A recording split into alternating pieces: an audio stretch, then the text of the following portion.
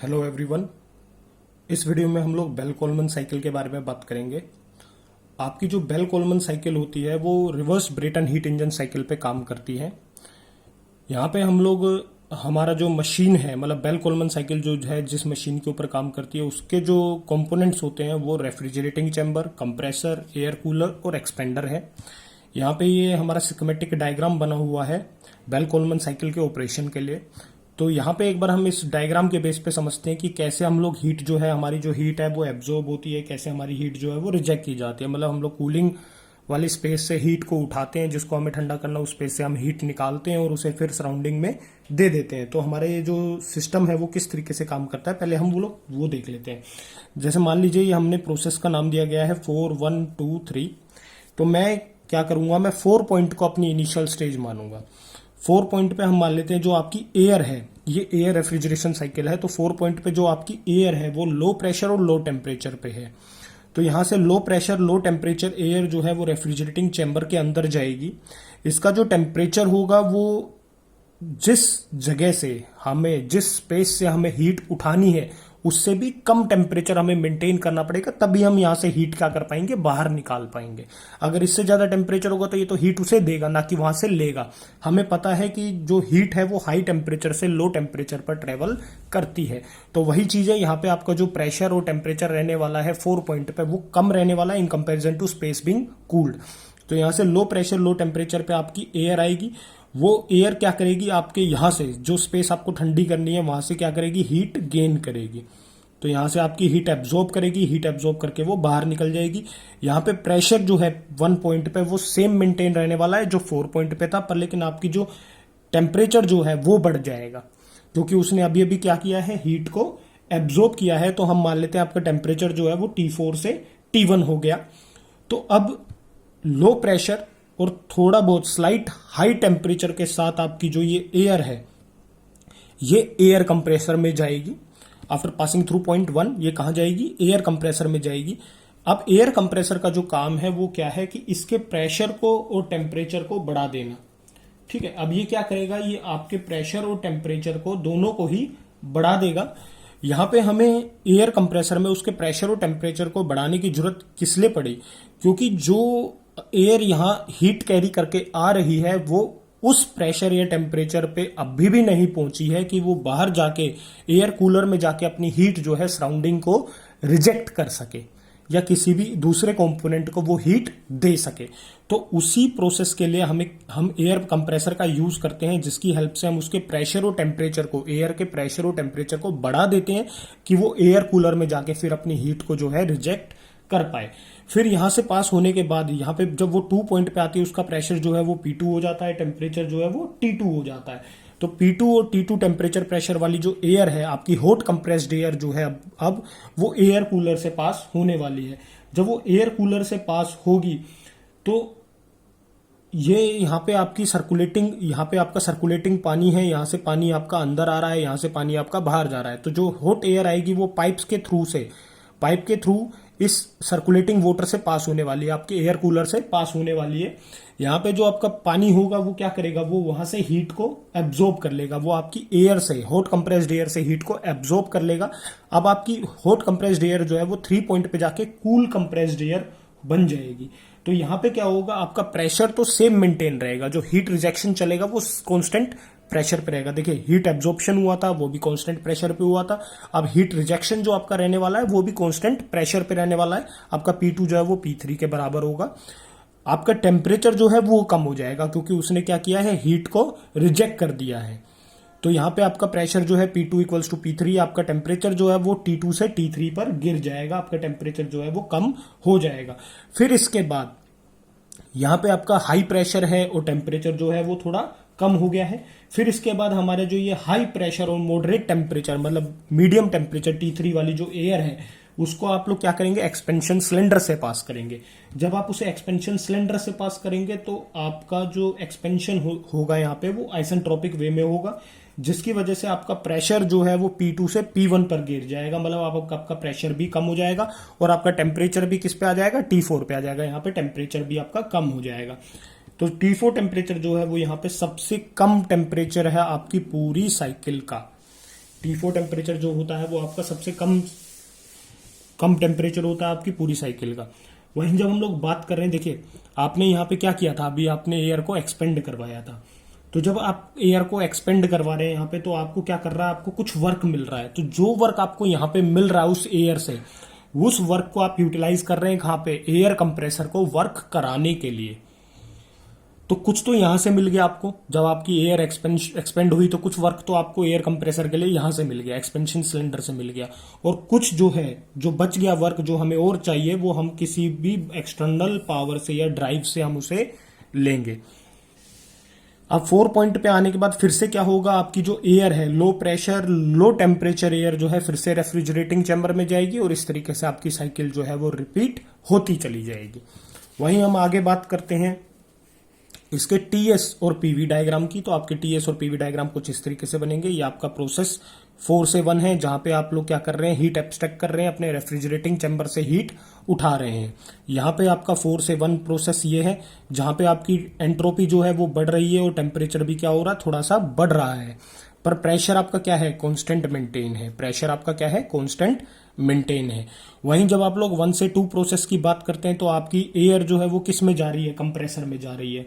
Compressor में क्या हो रही है, एयर आपकी कंप्रेस हो जा रही है, आपका टेम्परेचर जो है वो बढ़ जा रहा है। यहाँ पे आप क्या कर रहे हैं, टेम्परेचर इंक्रीज कर रहे हो, प्रेशर भी आपका साथ के साथ क्या कर रहा है, बढ़ रहा है। P1 से वो क्या हो जा रहा है, P2 हो जा रहा है। वहीं जब आप 2 से 3 प्रोसेस की बात करेंगे, तो आपकी एयर कहां जा रही है, आपकी एयर कूलर में जा रही है, जहां पे आप क्या कर रहे हैं, हीट रिजेक्ट करवा रहे हैं। प्रेशर आपका कांस्टेंट मेंटेन है, 2 से 3 आपका प्रेशर कांस्टेंट मेंटेन है, बस आपका टेम्परेचर जो है वो नीचे गिर रहा है।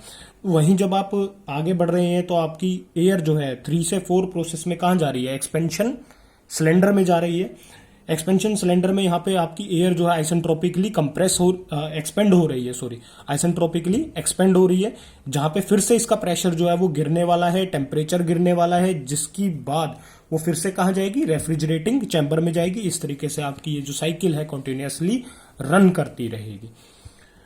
तो ये आपके सीक्वेंस दे रखे हैं ऑपरेशन के, कि किस तरीके से आपका जो ऑपरेशंस है, मतलब प्रोसेस जो है अलग अलग जगहों पे अलग अलग पॉइंट्स में हो रहे हैं। जैसे सबसे पहले आपकी रेफ्रिजरेटिंग चैम्बर की बात की गई है, तो आप वीडियो को पॉज करके इनको नोट डाउन कर सकते हैं। वहीं आगे बढ़ते हैं, आगे देखेंगे आपके ये बाकी तीनों प्रोसेस आपको गिवन है कि कंप्रेसर पे क्या हो रहा है, एयर कूलर पे क्या हो रहा है, एक्सपेंडर में क्या हो रहा है, आपकी कौन से पॉइंट पे क्या क्या प्रोसेस आपका चल रहा है, कैसे आपका प्रेशर इंक्रीज हो रहा है, कैसे आपका टेम्परेचर जो है वो गिर रहा है, बढ़ रहा है। इन सबको आप वीडियो पॉज करके नोट डाउन कर लेंगे। वहीं जब हम आगे बढ़ते हैं, देखिए हमने बात करी कि कोल्ड चैम्बर से आपका हीट जो है वो एब्जॉर्ब हो रहा था, और जो सर्कुलेटिंग वाटर एयर कूलर में जब जा रहे थे, तो आपका हीट जो है वो सराउंडिंग में रिजेक्ट हो रहा था। तो हम उसके बेसिस पे आप सीओपी कैलकुलेट करने की कोशिश करेंगे कि बेल कोलमन साइकिल के बेसिस पे आपकी सीओपी जो है क्या आती है। तो हम लोग जब यहाँ पे बात करते हैं, तो हम कहते हैं कि जो फ्लो ऑफ एयर है वो यूनिट मास के लिए है। किसके लिए है, यूनिट मास के लिए। तो सबसे पहले हम हीट एब्जॉर्ब की बात करेंगे कि कोल्ड चैम्बर से, रेफ्रिजरेटिंग चैम्बर से आपकी कितनी हीट जो है वो एब्जॉर्ब की गई है, यानी कि आपका क्या रेफ्रिजरेटिंग इफेक्ट यहाँ पे रहा है। तो जब हीट एब्जॉर्ब की बात करते हैं, तो देखिए हम लोग हीट की बात करते हैं, हमने जब साइकिल में बात करी तो हमने कहा कि आपके हीट एब्जॉर्प्शन और हीट रिजेक्शन जो है दोनों के दोनों कांस्टेंट प्रेशर पर हो रहे हैं। आपका हीट एब्जॉर्प्शन और हीट रिजेक्शन किस पे चल रहा है, कांस्टेंट प्रेशर पे चल रहा है। तो जब हम लोग कांस्टेंट प्रेशर के बेस पे एंथैल्पी की बात करते हैं या हीट की बात करते हैं, तो आपकी इक्वेशन जो डिनोट होती है वो mCp dt से होती है। m is mass, cp is specific heat at constant pressure and dt is temperature difference. जो भी आपका पहले टेम्परेचर है उस प्रोसेस से और उस प्रोसेस के बाद जो आपका टेम्परेचर है, उन दोनों का जो डिफरेंस रहने वाला वो यहाँ पे आप टेम्परेचर डिफरेंस लेंगे। तो हम लोग जब रेफ्रिजरेटिंग इफेक्ट की बात करते हैं, तो हीट एब्जॉर्ब जो आपकी हो रही है वो Cp T1 माइनस T4 हो रही है। अब यहाँ पे T1 माइनस T4 की बात करी जाए, तो देखिए यहाँ पे आपकी हीट एब्जॉर्ब चल रही है, 4 पॉइंट पे आपका टेम्परेचर कम है, आगे जब 1 पे पहुंचेगा तो इसका टेम्परेचर जो क्या हो जाएगा, बढ़ जाएगा, क्योंकि आपने रेफ्रिजरेटिंग चैम्बर से क्या कर लिया है, हीट को एब्जॉर्ब कर लिया है। तो हीट एब्जॉर्ब आपका आ जाएगा Cp T1 माइनस T4, मास आपका 1 है। वहीं जब आप हीट रिजेक्टेड की बात करेंगे, तो आप 2 से 3 प्रोसेस की बात करते हैं हीट रिजेक्शन के लिए। आपका प्रेशर जो है कांस्टेंट मेंटेन रहता है और आपका टेम्परेचर जो है वो T2 से T3 पर कम हो जाता है। तो वहीं आपका 2 पॉइंट पे टेम्परेचर जो है ज्यादा रहने वाला है, 3 पॉइंट पे आपका टेम्परेचर कम रहने वाला है। तो आपकी जो रेफ्रिजरेटिंग रिजेक्टेड हीट है, यहाँ पे रिजेक्टेड हीट आएगा, जो आपकी रिजेक्टेड हीट है वो क्या हो जाएगी, Cp T2 माइनस T3 हो जाएगी। वहीं जब हम लोग वर्क इनपुट की बात करते हैं तो वर्क इनपुट क्या होता है, heat rejected minus heat absorbed. तो हीट रिजेक्टेड आपकी है Cp T2 माइनस T3 और हीट एब्जॉर्ब्ड है minus of Cp T1 minus T4। तो यहाँ पे आपका वर्क इनपुट आ गया। वर्क इनपुट के बाद आप जब कोफिशिएंट ऑफ परफॉर्मेंस की बात करेंगे तो आपका सीओपी क्या रहता है, refrigerating effect upon work input. आपका रेफ्रिजरेटिंग इफेक्ट क्या है, हीट एब्जॉर्ब। तो हीट एब्जॉर्ब कितना था, Cp T1 minus T4। Work input क्या है, वर्क इनपुट है आपका heat rejected minus heat absorb, तो Cp T2 minus T3 minus Cp T1 minus T4। यहाँ पे आप Cp कॉमन लेके कैंसिल कर सकते हैं, तो आपके पास जो COP की वैल्यू है वो T1 minus T4 upon T2 minus T3 minus T1 minus T4 आ जाएगी। ये जो आपका COP आया ये आया है टेम्परेचर बेसिस पे। वहीं अगर मैं प्रेशर रेशियो के बेस पे इस टेम्परेचर को, अगर मैं कोफिशिएंट ऑफ परफॉर्मेंस को प्रेशर रेशियो के बेस पे लिखना चाहूं तो कैसे लिख सकता हूं, देखिए सबसे पहले यहां से आप T4 कॉमन ले लीजिए, यहां से आप T3 कॉमन ले लीजिए, यहां से आप T4 कॉमन ले लीजिए, तो आपकी इक्वेशन जो है वो कुछ इस तरीके से बन जाएगी सीओपी की। T4 कॉमन लिया आपने तो T1 अपॉन T4 माइनस 1 आएगा, यहां से T3 कॉमन लिया तो T2 अपॉन T3 माइनस 1 आएगा, यहां से आपने T4 कॉमन लिया तो minus T4 T1 by T4 minus 1 आएगा।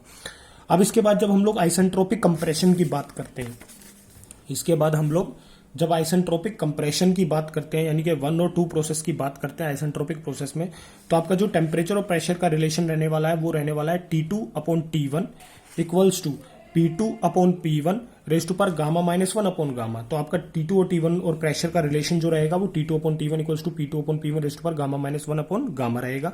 वहीं जब आप 3 और 4 पॉइंट के बीच में बात करते हैं एडियाबैटिक एक्सपेंशन मतलब आइसेंट्रोपिक एक्सपेंशन की बात करते हैं, तो आपका टेम्परेचर प्रेशर का जो रिलेशन रहेगा वो T3 upon T4 equals to P3 upon P4 raise to पर गामा माइनस 1 अपॉन गामा होगा। यहाँ पे जो आपकी प्रेशर रेशियो रहती है वो सेम रहती है, जो प्रेशर रेशियो होगी आपकी दोनों एडियाबैटिक प्रोसेस आइसेंट्रोपिक प्रोसेस में वो सेम रहेगी, जिसके बेसिस पे आप क्या कह सकते हैं P3 अपॉन P4 रेस्ट पर गामा माइनस 1 अपॉन गामा जो है वो P2 अपॉन P1 रेस्ट पर गामा माइनस 1 अपॉन गामा के बराबर है। तो आपके जो टेम्परेचर रिलेशन है ये भी क्या हो गए, सेम हो गए, मतलब टेम्परेचर रेशियो भी आपका सेम हो गया। T2 अपॉन T1 जो है वो किसके बराबर है, T3 अपॉन T4 के बराबर है। तो आप इसे ऐसे लिख सकते हैं। आप चाहें तो T1 को यहां ऊपर ले, T3 को आप नीचे ले आए, T1 को ऊपर ले जाएं, तो आपकी इक्वेशन जो है वो कुछ इस तरीके से कन्वर्ट हो जाती है T2 upon T3 equals to T1 upon T4। तो यहां देखिए T1 अपॉन T4 आपके पास, T2 अपॉन T3 आपके पास, तो आपको पता चल गया T2 अपॉन T3 किसके इक्वल है, T1 अपॉन T4 के इक्वल है। तो आप T2 अपॉन T3 की जगह क्या करेंगे, T1 अपॉन T4 पुट करेंगे। तो यहाँ पे T1 अपॉन T4 माइनस 1, यहाँ पे भी T1 अपॉन T4 माइनस 1, तो इसे हम कॉमन ले सकते हैं। कॉमन लेने के बाद ये ऊपर T1 अपॉन T4 माइनस 1 से क्या हो जाएगा, कैंसिल आउट हो जाएगा। तो हमने वही किया, T2 अपॉन T3 की जगह पे T1 अपॉन T4 की वैल्यू सब्स्टिट्यूट कर दी। वैल्यू सब्स्टिट्यूट करने के बाद हमने इसे कॉमन लिया, कॉमन लेके जब ये कैंसिल आउट हुआ हमारे पास जो COP आ गई वो T4 upon T3 minus T4 के टर्म्स में आ गई।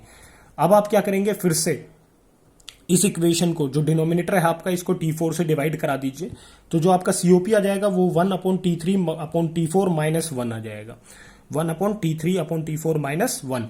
अब आप देखेंगे T3 अपॉन T4 जो था वो आपका किसके इक्वल था, P3 अपॉन P4 रेस्ट पर गामा माइनस 1 अपॉन गामा, या फिर P2 अपॉन P1 रेस्ट पर गामा माइनस 1 अपॉन गामा। अभी हमने यही बात की थी कि आपका T3 अपॉन T4 जो है वो P3 अपॉन P4 रेस्ट पर गामा माइनस 1 अपॉन गामा के बराबर है, उसे आप P2 अपॉन P1 रेस्ट पर गामा माइनस 1 अपॉन गामा भी कह सकते हैं।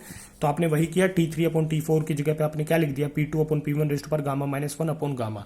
यहाँ जो P2 अपॉन P1 है ये आपका प्रेशर रेशियो है जिसको आप किससे डिनोट करते हैं, आरपी से डिनोट करते हैं। तो COP आपकी आ गई 1 अपॉन RP रेस्ट पर gamma minus 1 upon gamma minus 1। ये आपका COP आ गया किसके टर्म्स में, प्रेशर रेशियो के टर्म्स में। तो इसी के साथ हमारी बेल कोलमन साइकिल खत्म होती है। नेक्स्ट वीडियो में हम लोग एयरक्राफ्ट रेफ्रिजरेशन साइकिल्स के बारे में बात करेंगे। Thank you.